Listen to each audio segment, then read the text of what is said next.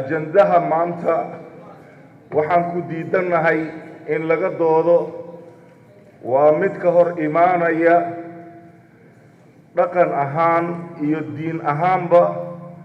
sida uu u qoran yahay haddaan nahay golihii shacabka Soomaaliyeed ee wakiilka kaga ahaa ee ku dhaartay ilaalinta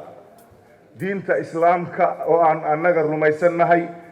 iyo dhaqanka suuban ee annaga aan ka tarjumayno ee ummadda Soomaaliyeed noo wakiilatay ilaalintiisa halkan waxaa ku qoran oo ajanda noo ah mashruuca dambiyada galmada mashruuc galmo oo la yiraahdo oo magaca wiqaaxada leh oo qayaxan in ajanda golaha shacabka looga soo dhigo ee annaga oo intaasoo culimo iyo akhyaar ee intaasoo garaasho iyo intii ummadda Soomaaliyeed ee ayada ay fiirsanaysay in looga soo dhigo ajanda galmo in laga hadlo waa waxaan qabanin baarlamaanka Soomaaliyeedna aanan u cuntamin xataa ma uusan soo raacinin qofkii soo diyaariyay galmada sharci darrada ah xataa kuma uusan darin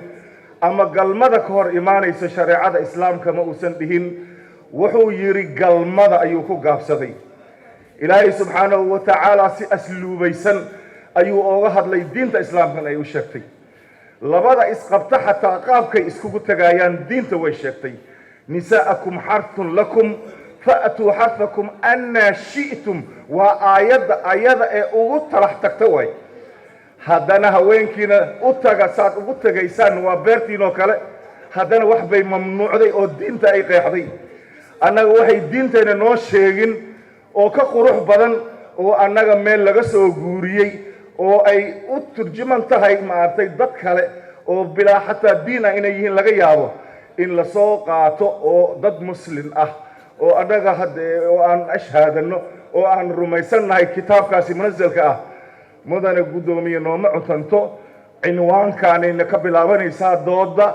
galmadu way micno badan tahay way wajiyo badan tahay caalamka maanta aan ku sugannahayne